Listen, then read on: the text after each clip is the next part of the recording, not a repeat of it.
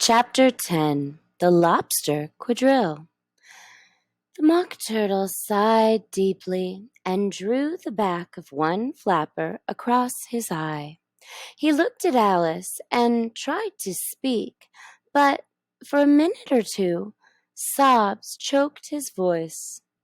"Same as if he had a bone in his throat," said the Gryphon, and it set to work shaking him and punching him in the back. At last the Mock Turtle recovered his voice, and, with tears running down his cheeks, he went on again. "You may not have lived much under the sea." "I haven't," said Alice. "And perhaps you were never even introduced to a lobster." Again Alice began to say, "I once tasted," but checked herself hastily and said, "No, never." "So you can have no idea what a delightful thing a lobster quadrille is." "No, indeed," said Alice. "What sort of dance is it?" "Why," said the Gryphon, "you first form into a line along the seashore." "2 lines!" cried the Mock Turtle. "Seals, turtles, salmon, and so on. Then, when you've cleared all the jellyfish out of the way—" "That generally takes some time," interrupted the Gryphon. "You advance twice, each with a lobster as a partner," cried the Gryphon. "Of course," said the Mock Turtle. "Advance twice, set 2 partners. Change lobsters and retire in the same order," continued the Gryphon. "Then, you know," the Mock Turtle went on, "you throw the lobsters," shouted the Gryphon, with a bound into the air, "as far as you can. Swim after them," screamed the Gryphon. "Turn a somersault in the sea," cried the Mock Turtle, capering wildly about. "Change lobsters again," yelled the Gryphon at the top of its voice. "Back to land again, and that's all the first figure," said the Mock Turtle, suddenly dropping his voice, and the 2 creatures, who had been jumping about like mad things all this time, sat down again very sadly and quietly, and looked at Alice. "It must be a very pretty dance," said Alice timidly. "Would you like to see a little of it?" asked the Mock Turtle. "Very much indeed," said Alice. "Come, let's try the first figure," said the Mock Turtle to the Gryphon. "We can do without lobsters, you know. Which shall sing?" "Oh, you sing," said the Gryphon. "I've forgotten the words." So they began solemnly dancing round and round Alice, every now and then treading on her toes when they passed too close, and waving their forepaws to mark the first time while the Mock Turtle sang this very slowly and sadly. Will you walk a little faster? Said a whiting to a snail. There's a porpoise close behind us, and he's treading on me tail. See how eagerly the lobsters and the turtles all advance. They are waiting on the shingle. Will you come and join the dance? Will you, won't you? Will you, won't you? Will you join the dance? Will you, won't you? Will you, won't you? Won't you join the dance? You can really have a notion how delightful it will be when they take us up and throw us with the lobsters out to sea. But the snail replied, too far, and he gave a look askance. Said he thanked the whiting kindly, but he would not join the dance. Would not, could not, would not, could not, would not join the dance. Would not, could not, would not, could not, could not join the dance. What matters it how far we go? His scaly friend then replied, there's another shore, you know, upon the other side. Further off from England, the nearer is to France. Then turn not so pale, beloved snail, but come and join the dance. Will you, won't you? Will you, won't you? Will you join Where'd the lady go? Where'd the fishing? We have 4 minutes, Mother. Can we go? Can we go see the sea otters? No. Can we go? Won't you join us? Thank you.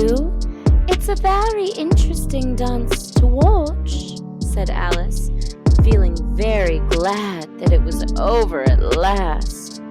And I do so like that curious song about the whiting. Oh, as to the whiting, said the Mock Turtle, you've seen them, of course. Yes, said Alice. I've often seen them at She checked herself hastily. I don't know where Din may be, said the Mock Turtle. But if you've seen them so often, of course you know what they're like. I believe so, Alice replied thoughtfully. They have their tails in their mouths, and they're all over crumbs. You're wrong about the crumbs, said the Mock Turtle. Crumbs would all wash off in the sea, but they have their tails in their mouths, and the reason is... Here the Mock Turtle yawned and shut his eyes. Tell her the reason and all that, he said to the Griffin. The reason is, said the Griffin, that they would go with the lobsters to the dance, so they got thrown out of the sea. So they had to fall a long way. So they got their tails fast in their mouths, so they couldn't get them out again. That's all. Thank you, said Alice. It's very interesting. I never knew so much about a whiting before. I can tell you more than that, if you like, said the Griffin. Do you know why it is called a whiting? I never thought about it, said Alice. Why? It does the boots and shoes, the Griffin replied very solemnly. Alice was thoroughly puzzled. Does the boots and shoes? She repeated in a wondering tone. Why, what are your shoes done with? Said the Griffin. I mean, what makes them so shiny? Alice looked down at them and considered a little before she gave her answer. They're done with blacking, I believe. Boots and shoes under the sea, the Griffin went on in a deep voice, are done with a whiting. Now you know. And what are they made of? Alice asked in a tone of great curiosity. Soles and ears, of course, the Griffin replied, rather impatiently. Any shrimp could have told you that. If I'd been the whiting, said Alice, whose thoughts were still running on the song, I'd have said to the porpoise, keep back, please. We don't want you with us. They were obliged to have him with them, the Mock Turtle said. No wise fish would go anywhere without a porpoise. Wouldn't it really? Said Alice in a tone of great surprise. Of course not, said the Mock Turtle. If a fish came to me and told me he was going on a journey, I would say, with what purpose? Don't you mean purpose? Said Alice. I mean what I say, the Mock Turtle replied in an offended tone. And the Griffin added, Come, let's hear some of your adventures. I could tell you my adventures, beginning from this morning, said Alice a little timidly, but it's no use going back to yesterday, because I was a different person then. Explain all that, said the Mock Turtle. No, no, adventures first, said the Gryphon in an impatient tone. Explanations take such a dreadful time. So Alice began telling them her adventures from the time when she first saw the White Rabbit. She was a little nervous about it. Just at first, the two creatures got so close to her, one on each side, and opened their eyes and mouths so very wide. But she gained courage as she went on. Her listeners were perfectly quiet till she got to the part about her repeating, "You are old, Father William," to the caterpillar, and the words all coming different. And then the Mock Turtle drew a long breath and said, That's very curious. It's all about as curious as it can be, said the Gryphon. It all came out different, the Mock Turtle repeated thoughtfully. I should like to hear her try and repeat something now. Tell her to begin. He looked at the Gryphon as if he thought it had some kind of authority over Alice. Stand up and repeat. 'Tis the voice of the sluggard, said the Gryphon.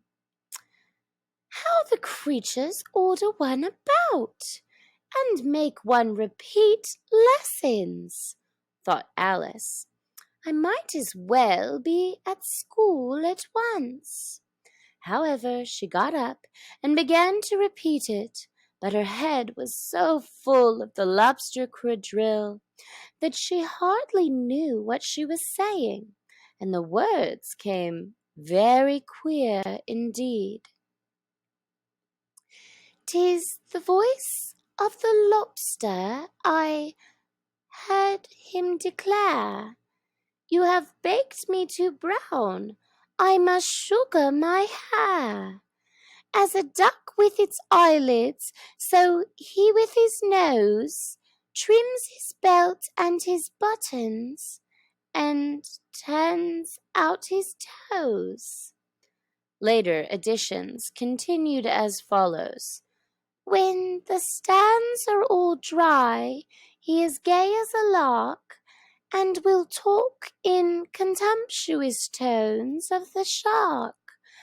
But when the tide rises and sharks are around, his voice has a timid and tremulous sound." That's different from what I used to say when I was a child, said the Gryphon. "Well, I never heard it before," said the Mock Turtle, "but it sounds uncommon nonsense." Alice said nothing.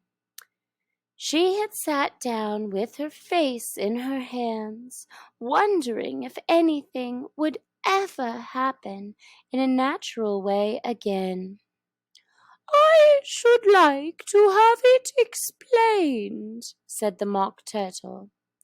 "She can't explain it," said the Gryphon hastily. "Go on with the next verse." "But about his toes," the Mock Turtle persisted. "How could he turn them out with his nose, you know?" "It's the first position in dancing," Alice said, but was dreadfully puzzled by the whole thing and longed to change the subject. "Go on with the next verse," the Gryphon repeated impatiently. "It begins, I passed by his garden." Alice did not dare to disobey, though she felt sure it would all come wrong, and she went on in a trembling voice. "I passed by his garden and marked with one eye how the owl and the panther were sharing a pie." Later editions continued as follows. "The panther took pie crust and gravy and meat, while the owl had the dish as its share of the treat.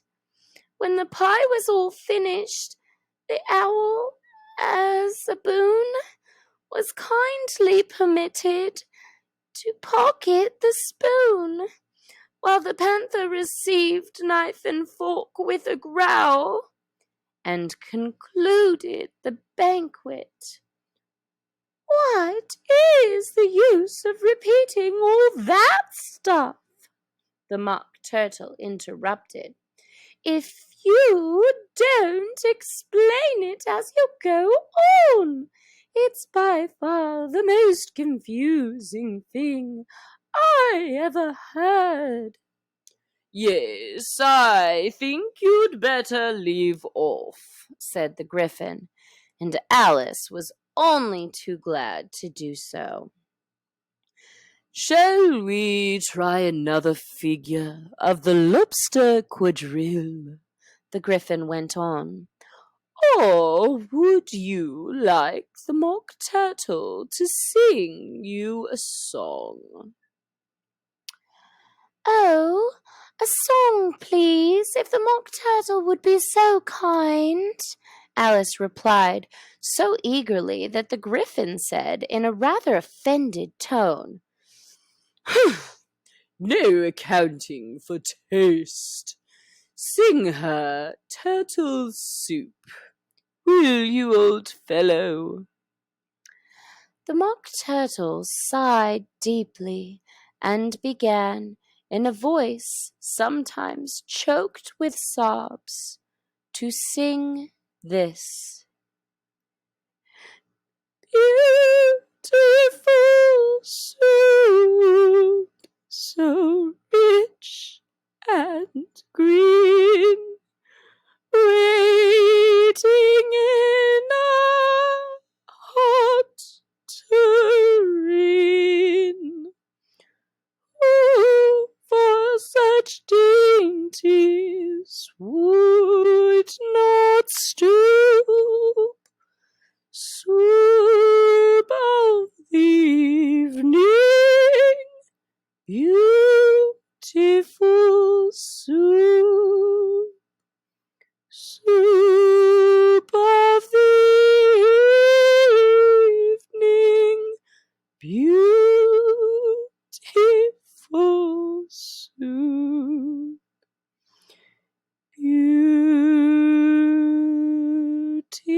Beautiful soup.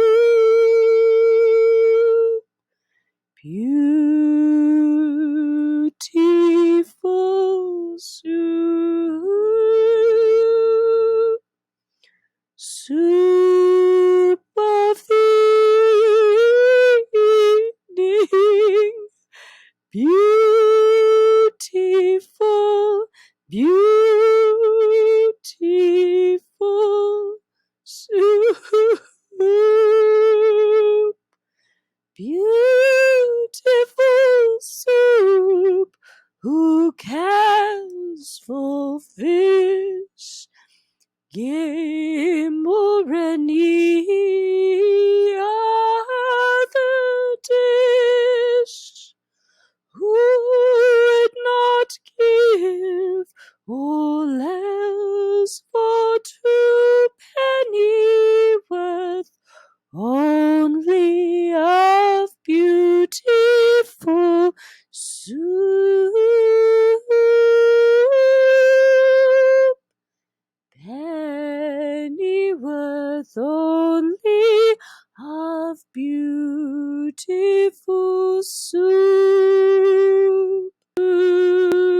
Beautiful soup. Beautiful soup. Soup.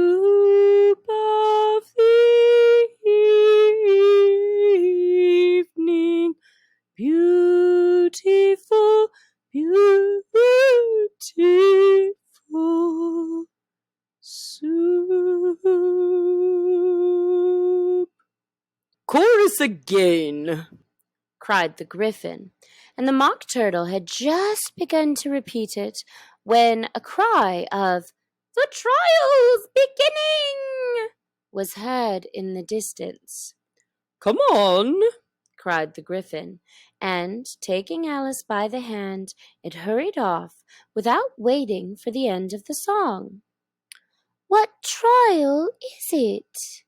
Alice panted as she ran, but the Gryphon only answered, "Come on," and ran the faster, while more and more and more faintly came, carried on by the breeze that followed them, the melancholy words, "Soup of the evening, beautiful, beautiful soup." Miss J Story Faves. Miss J Story Faves. Miss J Story Faves. Subscribe now. And like.